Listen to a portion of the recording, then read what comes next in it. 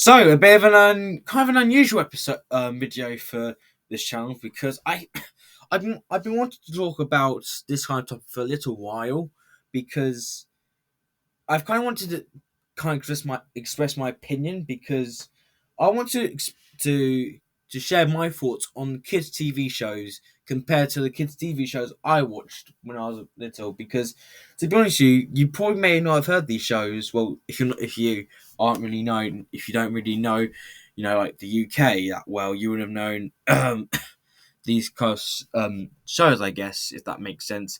But without any further ado, why don't we get straight into it and see, and I'll pretty much just give you my thoughts basically.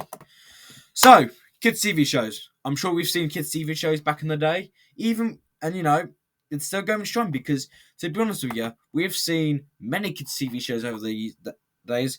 Now, some kids TV shows often give you like a quite basic story where you have like which is very like simple but laid back at the same time, such as this show, or this show.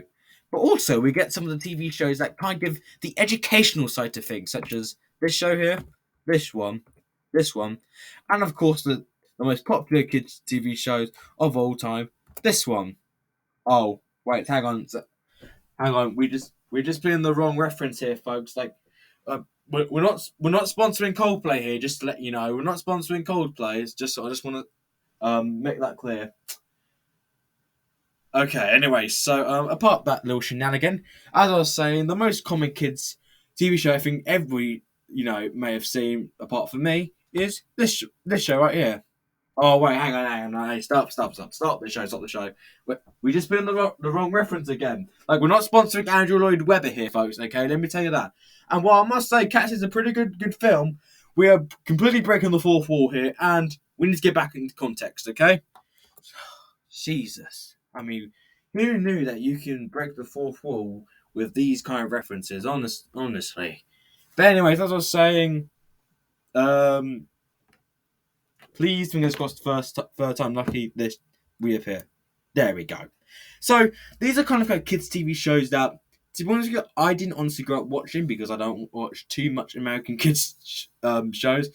But I did want to yeah. So, but I've kind of wanted to give my opinion on the kids' TV shows that I personally watched when I was young, and I still watch some of them, but one of them I've actually got into just recently, and it's really good as well. So, without any further ado, why don't I share my opinions? Now, I've shared four major ones that have stood out to me throughout my life, and I want to share my opinions on them. So, the first um um kids TV show that I personally grew up. And by the way, this is all from the 60s to the 70s. If it's just so if you weren't born then you may not know if that makes sense. Um, but we always well that ends well. So let's get started with the show that really got me into this kind of stuff when I was little, and that was the Trumptonshire trilogy. Now, what I really like about the Trumptonshire trilogy is that it's basically like three different um well, it's three completely different DVDs with the same like similar story type to it. For instance, Camera Green, they always so every single episode they always had a certain character where they would basically have the character based on that episode, and there will always be like kind of like situations, and it was the same for Jumpton, which was basically like very like kind of like they always had a segment. Well, for the Trumpton and Chigley, they always had the same, well, almost the very same segment every single episode, and the same for Chigley because Chigley is one out of the trilogy. It's one of my personal favorites because what I really like about this show is not only because of the whole like sitcom of it, but it's because I love the kind of like sentimental like vibe it gives, such as like it's very like very like kind of like laid back and it's quite very charming in a way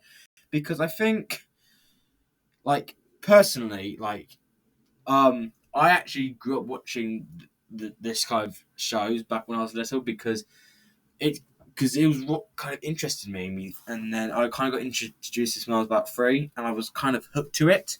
Um, but what I love is the music and the narration to it, and Brian Cant's narration always made every single episode very charming. That you'd want to get, like, let's just say like a cup of coffee and sit on the sofa and just watch like a segment of this for hours to die for. And the music in this is just fantastic as well. Freddie Phillips's music in this was just fantastic and just overall tremendous work. So I think, and the fact it uses stop motion and the way it's narrated, and it's kind of like only one person does it, it's really kind of like, it kind of gives you like the feeling that you're are in the moment. And I've always really admired that kind of sort of thing, if that makes sense. But I think it's really sweet. I love the Jump and Cheer trilogy. It's always been one of the first shows I grew up watching, and I've always loved it since, and I'm never going to stop loving it. So the next TV show, I remember watching it. I can't remember if it was the trilogy or this, but this was another show I used to love watching. I still watch it to this day. I just love this show so much, and that is Mr. Ben. Now, Mr. Ben, please don't get confused with Mr. Bean, because I just want to say Roland Atkinson isn't in this thing, because I don't think he was born at that time. I don't think. I'm not too sure, but I am going to get a little paragraph, I think, because I must have deleted it by mistake. So like, so while I'm trying to do it, what I now I think what this show really stands out to me is because, like I said, there's only one narration to it. I'm gonna get into that a little bit more, but I think it's always almost stick to one routine, and that is, Mr. Ben getting out of his house, going to the natural costume shop, and kind of going on these like little adventures with these costumes, and he kind of explains, well, and he kind of explores like the whole kind of like journey in a way. And what I like about this show is just I love the like sentiment, like it's just such like, I'm gonna say this for the all of them, I think, at this rate, but I think the animation to it is just so like, it's just such a lovely animation to it, and I believe I can't remember if it was stop motion or like animation, but I think it might be like paper or something. But I think the detail that went into this is just very, very like, I don't know. It's just really like, I can't honestly describe it, because it's just such a like charming likeness to it, and I love like the fact that there's always like, and the narration to it. Every single story was just, and the BBC honestly do back in the day did such a great job of like, and in a way, I think it's just like if you were like born in around this time, you'd have watched this show, and you could have like, because I remember wasn't born back in the 70s, but this show's really had quite an impact on me since I first watched it years and years ago. So I really loved the show. It's just such a, I don't know, I can't describe it. It's just such a great, like, I mean, Ray Brooks's narration to it is amazing, and David McKee is, he's no longer with us, and rest in peace to that guy, because without him, we wouldn't be having Mr. Ben, we wouldn't have King Rolo, we wouldn't have the monster thingy, can't remember what the book's called, but, and Elmer the Elephant, etc., etc., etc., all the other books, amazing books he written. So, Mr. Ben's legacy will always live on in the footsteps of David McKee, and yeah, I just think it's amazing. Now, my next TV show, I honestly think I was thinking of not putting it in because I kind of forgot about it. But the more I think about it, I can't take away the whole thing of it, because this was again, because it had amazing, um, it just it was just a great show overall. But it wasn't my absolute favorite, but it's still really nice, and that is Bagpuss. Now, the whole sentimental thing about Bagpuss is that um, Bagpuss is kind of like so basically, so I mean, um, so there was this woman called Emily, and she would bring like an object of Bagpuss, and then all his friends would kind of discover what it was and kind of like figure out what it was, and they'd put it together, and then they'd have like a story to it, and the animation in the stories is just fantastic. Um, the music to it again was fantastic. I can't remember who did the music, but the creators of it, Oliver Posgate and Peter Furman are just amazing gents. And like I said, and the next thing I'm going to talk about in just a minute, they did the same, and it's just so fantastic because I think the narration of these back in the day, I just think they're more charming than the ones you see on the TV now. So I think it's just kind of like really nice in a way. So that's all I gotta say because I didn't really watch all of the episodes, but I remember most of them, and it was good. Now the last one is kind of the one I got into very recently, and it's again another charming show. Again, Oliver Pusgate and Peter Furman, you know, did an excellent job on this, and that is Ivor the Engine.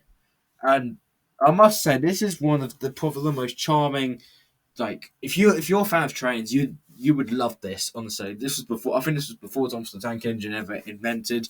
We had Ivor the Engine, and like I can say more about this because I just got into it. And I must say, every night before I go to bed, I'm always playing this on YouTube. I'm always playing the episode because it's just such like the the the cutouts they use to do the thing, and um, you know So like it's just like I just think it's just so fantastic to see this type of shows kind of like come back, and I love the fact that it's always one narration. Oliver Postgate is just such a fantastic narrator. He's no longer with us, which is a great shame.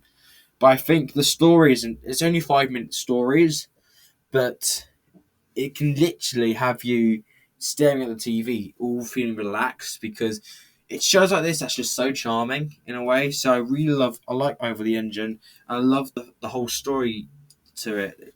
Very short stories. So I'm gonna get into what I personally like about these shows, and they all have good reasons in common, and that is compared to let's say the kids TV shows back in the day. I mean that we have in the present compared to back then, is that the shows here, like I mentioned, they all have a few things in common. Number one, a great narration to the story. Number two, it doesn't necessarily break the fourth wall, and it's only focused on one particular person narrating the whole story. Number three, the music to it is fantastic. Number four, I was going to say number four, the animation is amazing, and number five, it's just utterly charming. Like if you like, I personally think we should have more shows like these compared to the shows. So I think we should have more shows from back in the day in the present compared to the ones we have today, because like I said, like can I just say I'm gonna get this image here. I think I forgot the image. I think there we go. I haven't got a problem with kids' TV shows these days. I really don't. But on a personal opinion, I personally don't think they're really that interesting because, in a way, like let's say like on an educational TV show, of course, I mean that's completely understandable. They always kind of like I feel like they leave loads of pauses, and I understand why for anyone to answer. Oh, and every time I watch it by myself, I just feel awkward watching them because it just makes it feel kind of like when it's just start for like 10 seconds. I'm like, am I supposed to say something? And by the way, I didn't even watch those shows growing up, so I have no idea. I've only seen little clips just to get some ideas. But I think, like I said, but these shows here, I honestly think are better than the ones we have today because, like I said, it's more charming. It's more like kind of like laid back. It's good, got good animation, good narration, good music, and overall just really like it's very sentimental in a way because I just think it's just like it, like personally, I would rather watch these type of shows compared to the ones we have today. Like I said, and I honestly think that in a way. It's just like an overall like sweet like show. The shows back in the 60s and 70s. While these shows, like I mentioned on the left and right, they can like be fun at first, but they can get you on your nerves from time to time. Especially me. I'm 16 and I like every time an advert comes from one of these shows, I'm like, oh my god. But no. But anyways, this is just my thoughts on this is basically my thoughts on the show. My explaining was awful, but I think while like I said, like I said, like I honestly think we should have more shows like these, like we had like compared to today, because I think, like I said, it's charming, it's like heartwarming, it's got like the great narration, great music. That's what I have to say. So yeah. So, what's your thoughts on this? On the kids' TV shows we have today compared to back then? Because I'd love to hear your thoughts. So, because I've been wanting to have I've always wanted to ask this because I honestly think it's interesting to share the opinion in a way because I'm a huge fan of these type of shows, but maybe you may not, and that's completely fine. But I want to know from you what do you think about the shows that if you still watch these shows that are around today, that's completely fine. I've got nothing against that. But anyways, thank you so much for watching this video. If you did like it, please like and subscribe with post notifications turned on. Thank you so much for this quite long video, and get ready for season 11 for The Masked Singer back in 2 days time. They did release Goldfish's performance. I'm not too sure if I'm going to be reacting to it because the audio when I'm trying to record it's just really messy, but we'll see. But anyways, thank you so much for watching, and I'll see you guys next time.